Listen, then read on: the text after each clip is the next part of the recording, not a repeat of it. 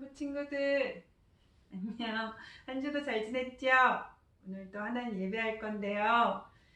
오늘도 우리를 도우시는 성령님, 하나님이 어떠하신 분이신지 우리에게 알게 하시는 성령님, 그분이 오늘도 우리 가운데 충만하게 함께 하시면서 하나님을 예배할 수 있도록 우리 가운데 임하시도록 함께 구하면서 예배했으면 좋겠습니다.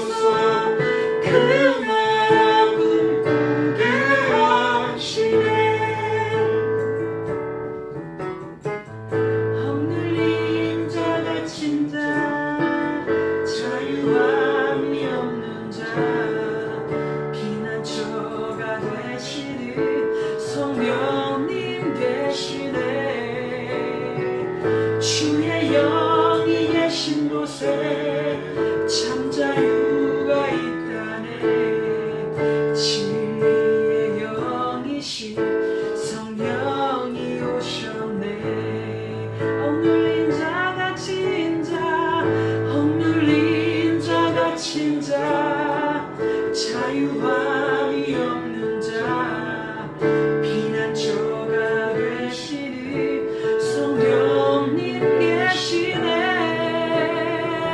주의 영이 계신 곳에 참 자유가 있다네. 진리의 영이신 성령이 오셨네. 성령이 오셨네. 성령이 오셨네. 내 주에 보내신 성령이 오셨네. 우리 인생 가운데 친히 찾아오셔서 그 나라 꿈꾸게 하시네. 성령이 오셨네. 성령이 오셨네. 내 주에 보내신 성령이 오셨네. 우리 인생 가운데 친히 찾아오셔서 그 나라 꿈꾸게 하시네. 성령이 오셨네. 성령이 오셨네. 성령이 오셨네. 내 주에 보내신 성령이 오셨네. 우리 인생 가운데 친히 찾아오셔서 그 나라 꿈꾸게 하시네. 우리 인생 가운데 친히 찾아오셔서 우리 인생 가운데 친히 찾아오셔서 그 나라 꿈꾸게 하시네.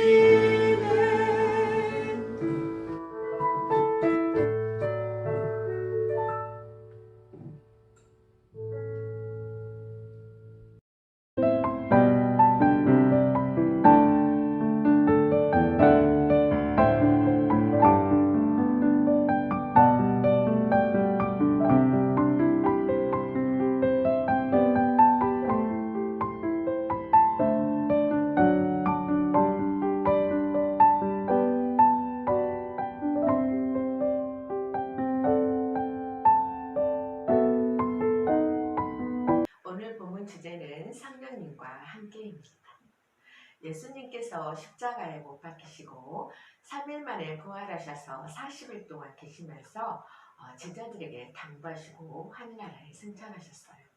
예수님께서는 예루살렘을 떠나지 말고 내게 들은 그 성령 하나님, 아버지께서 약속하신 그 성령을 기다리라고 말했습니다. 그리고 요한은 물로 세례를 베풀었으나 너희는 몇 날이 못돼서 성령을 받으리라고 말씀하셨습니다. 그래서 이 제자들은 그때 그 말씀을 믿고 그리고 신뢰하면서 예루살렘을 따라하지 않고 마가의 다락방에서 기도하고 있었습니다. 그때의 절기가 바로 오순절인데 이스라엘 백성들 출애굽기 23장 17절에 보면은 모든 남자는 매년 3번씩 여호와께 보일진이라는 말씀이 있습니다. 그래서 유대인 남자들은 1년에 3번 유월절, 오순절, 장막절에 예루살렘에 올라와서 하나님께 예배를 드립니다. 자, 이때도 세계 각지에 퍼져 있던 유대인들이 이 예루살렘에 모여 있었습니다. 그때 마가의 다락방에서 하나님께 기도했던 그 제자들이 성령을 기다리고 기도했는데 하늘로부터 급하고 강한 바람 소리가 이 마가의 다락방에 가득했습니다. 그리고 불의 혀처럼 갈라지는 것이 그들의 눈에 보였고 각자 위에 임해서 그 성령의 충만함을 받고 성령의 말하게 하심을 따라 그들이 각 나라의 말로 말하기 시작했습니다. 자, 각 나라의 말로 말을 했다는 것이 바로 방언으로 기도했다는 뜻입니다. 그때 세계 각지에 흩어져 있다가 왔던 이 유대인들이 보니까 아니 이 사람들은 갈릴리 사람인데 각자의 나라의 언어로 말하는 것을 보고 그들이 이 사람들이 술에 취했다, 새술에 취했다고 이렇게 말합니다. 그때 베드로가 일어나서 설교를 하기 시작했는데 구약 성경 요엘서에 보면은 그날이 오면 성령이 임해서 너희 자녀들은 애언을 하고 너희 젊은이는 환상을 보고 너희 늙은이는 꿈을 꾸리라고 말씀하셨습니다. 오늘 그 성령께서 이 마가의 다락방에 임했습니다. 이렇게 설교를 하면서 회개하고 예수 그리스도로 세례를 받고 제사함을 받으세요. 그러면 성령을 받습니다. 이렇게 설교를 하자 그곳에 있던 3,000명의 사람들이 예수님을 믿고 성령을 받았답니다. 자, 그래서 이 각자에 흩어져 있던 이 세계 각지에 흩어져 있던 이 유대인들이 이 오순절이 끝나자 자기의 삶의 터전으로 돌아갔습니다. 그런데 이들은 이미 예루살렘에서 성령을 받았잖아요. 그래서 이들이 자기가 살았던 그 터전으로 돌아가서 예수님을 십자가의 복음을 전하기 시작했습니다. 그래서 세계 각지에 복음이 전해지게 되었답니다. 우리 성경에서 말씀하신 모든 내용이 우리에게 주신 하나님의 약속의 말씀입니다. 이 성경 말씀을 우리가 믿고 신뢰했을 때 하나님께서는 그 일을 행하시고 성취하시고 일하신답니다. 말씀을 한번 적용해 보겠습니다. 저희 교회에서 담임 목사님께서 40일 철야를 선포하셨습니다. 40일 철야를 선포했는데 첫 번째 40일 철야할 때 저는 참석하지 않았습니다. 또한 두 번째 40일 철야를 선포했을 때도 참석하지 못했습니다. 세 번째 40일 철야를 선포했을 때 그때는 제가 참석을 해야 되겠다는 감동이 왔습니다. 그래서 밤 12시부터 그 다음날 새벽 기도 마치는 시간까지 이 기도에 이 집회가 시작이 됐는데 제가 이틀째 되는 날 제가 이 철야 예배 때 방언을 받게 됐습니다. 제가 이 방언을 받았는데 너무 놀라운 것은 하나님께서 이틀에 한 번씩 새로운 방언을 주시는 거예요. 그리고 너무나도 유창하게 방언으로 기도를 하는데 너무너무 재미있고 신난 거예요. 그리고 그때 방언으로 기도할 때 또한 제가 체험을 한 게 한 가지 있었는데 방언으로 기도하는데 그 방언의 내용이 한국말로 해석이 되어지는 거예요. 그때 제가 가장 부드럽고 사랑스러운 목소리로 제가 이렇게 하나님께 고백을 받았답니다. 딸아, 사랑하는 딸아, 내가 너를 사랑한단다. 내가 너를 축복해. 나는 너를 위해 십자가에 못 박혔단다. 이렇게 저에게 말씀하셨습니다. 이 좋으신 하나님, 저를 이렇게 사랑해 주시고 저를 축복해 주시고 내가 무엇이길래 나를 구원하시기 위해 십자가에 못 박히신 이 예수님의 이 사랑을 제가 그 40일 철야 때 사랑의 고백을 듣게 되었습니다. 그때 제가 방언을 받았는데 그때 저희 딸도 고3이었는데 그때는 학교에서 야자 수업이 있어서 학교에서 수업이 끝나면 10시 반인데 그때 집으로 가지 않고 이 40일 철야에 합류하게 됐습니다. 그래서 그때 저희 딸도 방언을 받게 되었습니다. 예수님께서 제자들에게 예루살렘을 떠나지 말고 성령을 기다리라고 했잖아요. 저도 담임 목사님께서 40일 선포 기도를 40일을 철야 예배를 선포하시면서 모두 참석하라고 했습니다. 예수님의 제자들이 예루살렘을 떠나지 않고 기도하면서 성령을 기다렸을 때 성령을 받고 방언을 받았습니다. 저 또한 담임 목사님께서 40일 철야를 선포하고 그곳에 모든 성도들이 참석하라고 했을 때 제가 그 말씀을 믿고 신뢰하면서 그 자리에 참석했을 때 저 또한 방언을 받았습니다. 우리가 방언을 받으니까 우리가 기도하는데 굉장한 유익을 줍니다. 우리가 이렇게 많은 시간 동안 한국말로 기도하기는 힘든데 방언으로 기도를 하면은 많은 시간 동안 기도할 수 있는 유익을 우리에게 줍니다. 이렇게 하나님께서는 우리가 하나님 말씀에 순종했을 때 이렇게 하나님께서 일하신답니다. 오늘 본문에 또 사도행전 1장 8절에 보면 너희가 권능을 받고 예루살렘과 사마리아와 땅끝까지 내 증인이 되라겠잖아요.